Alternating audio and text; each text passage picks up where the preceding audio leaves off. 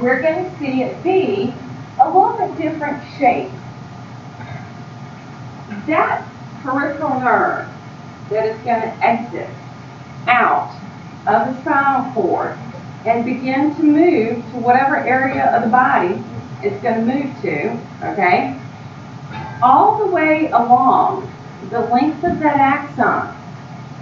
Because see, here's the thing that I think gets people confused, okay?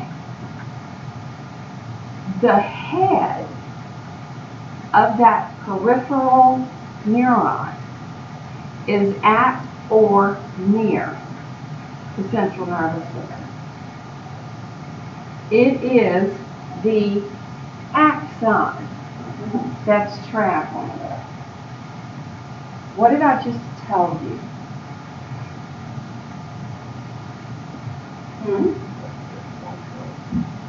That's going to be that bundle of fibers.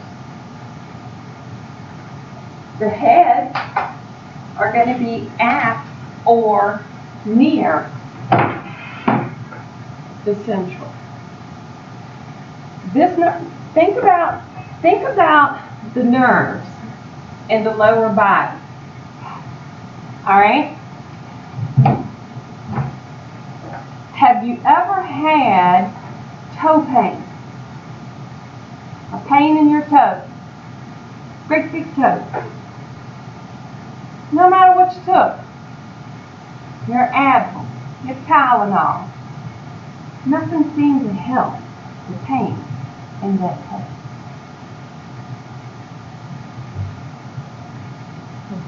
Yes, no, maybe? Do you know why? That nerve, that axon, could be over 3 feet long. The axon, because the head is somewhere up here, and the little terminal buds meeting that little muscle in that toe, okay, are that far away. In terms of our nervous system, it's down the spine. That pain reliever will have a little bit of pride, trying to help with that toe pain. Okay? Now, these axons are protected by that myelin sheath, that little fatty substance. But this time, every time we have a wrapping around the axon, it's one cell giving rise to it. So every time we've got a section of myelin, think of the nerve being over 3 feet long, the axon, okay? All that wrapping, one cell is giving rise each time. One cell, one cell, one cell, one cell, one cell. So our Schwann cells are giving rise to the myelin. Now, we're going to find that we have something called satellite cells. Satellite. Well, let me think here for a second. To me, I associate that with satellite in the sky, where something's got to beam up and beam back down. All right? I'm getting the message, but I got kind of a different route that I've got to follow. That's what's going to happen with our satellite cells. That's going to come back to you in part 2. All right? So don't forget those. Now, the myelin that we have around these axons in the peripheral nerve system, why is it important to have that myelin be present? It's going to insulate the axon, in this case, because everything is electrical, all right? If wires behind the wall, everybody's kind of seen the wires, right? Have you ever noticed the insulation around the wires? Okay? Well, if you haven't, you're going to notice it now, all right? because that insulation, what kind of protection does it give us who might have to be wiring something?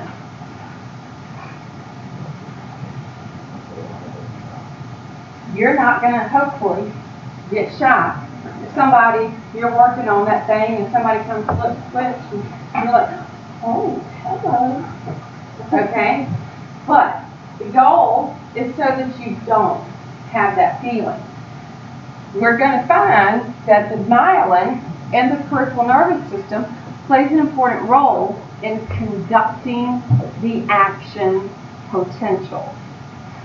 So, this wrapping that is going to take place when we have the axon and the Schwann cell, see how we got a wrapping, and a wrapping, and a wrapping.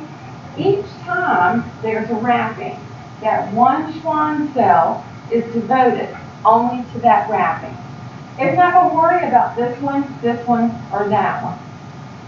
In between each one of these wrappings is termed the node of Ranvier. Okay? Now, there's a reason that that area is important. And guess what's located there? Guess what type of channel we find tons of at the area called the node of Ranvier? And if you're dated, which kind? Voltage or ligand? Voltage. And therefore, if it can open, what gets to rush in? Sodium. And if that's the case, would I not continue to pass the action potential along that entire neuron? Yes. So when we begin to look at the glial cells, their job is to support the neuron in some way. So, in the central nervous system, because I don't have a dedicated cell for every single wrapping, that one oligodendrocyte can hold on to several axons, it doesn't cover, like if this were, if my arm right here were the axon, okay? And tell you what, need 2 volunteers.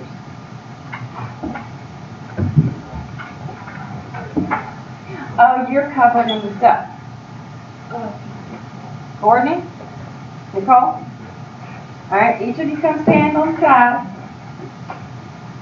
Hold your arm out. Okay? All right. Hold your arm out. Axon of my central nervous system. I'm the oligodendrocyte. Okay? Because I'm doing this number, rather than one cell being dedicated to do this number, okay? What I find is parts of my axon are exposed. Does that make sense? Thank you, ladies. And because of that, that's why it looks gray. Because those axons have a gray appearance. Okay?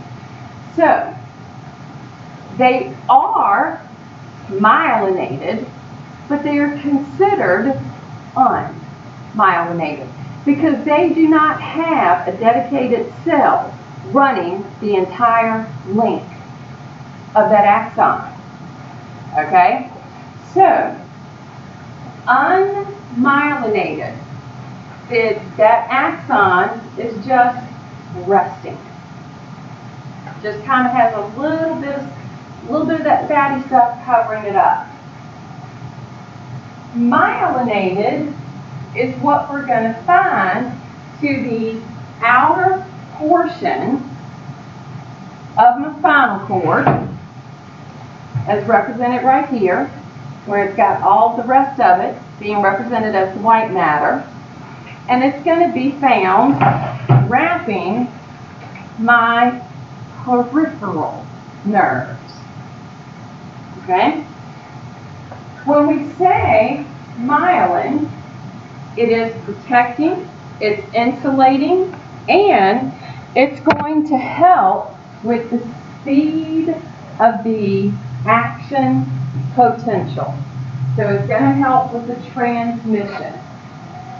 It can also help repair axons if needed. If needed. There's special cases for that. Okay? It's not continuous because you have a dedicated cell, dedicated cell, dedicated cell. In between each wrapping is the node, which I guess you could say is the unmyelinated portion, but it's myelinated. That area in between each one, like I said, the node of Ranvier. You should have the completion of the buildup of your myelin sheath by roughly the age of year 1. There are different diseases, disorders, genetic defects that occur that affect myelin. And for the most part, that is going to have different effects on the body, and some of them are going to be, it leads to a very slow, anguishing death. Okay? The stuff that affects myelin. When we look at something such as multiple sclerosis, if you know anybody who suffers from this, then you know the pain that comes along with it. Do you know anybody who has MS? I know several people, okay? And sometimes there's trying to find something that helps with their pain is practically impossible sometimes. Sometimes diabetes mellitus. Why did I emphasize diabetes mellitus?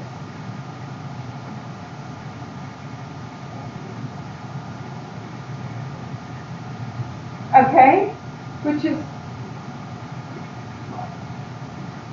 with diabetes mellitus, what does it affect?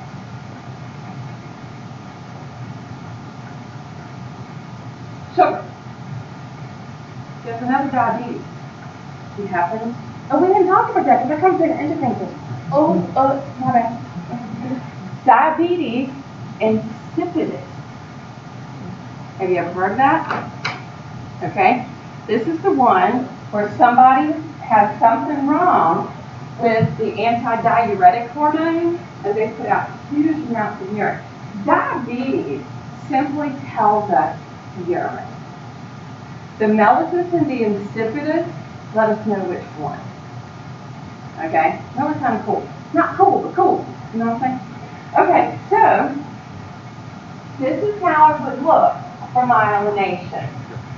We would see that that axon, which is exiting the spinal cord, is covered in the myelin. In between each one is my node of Ranvier. At the node of Ranvier is going to be an area where we will find, when I say tons of voltage-gated proteins, that's where we're going to find them. All right? In the unmyelinated, they're still wrapped, but it's not a designated cell. And this is what you're going to find in our central nervous system. Because the actual use of the cells is very distinct.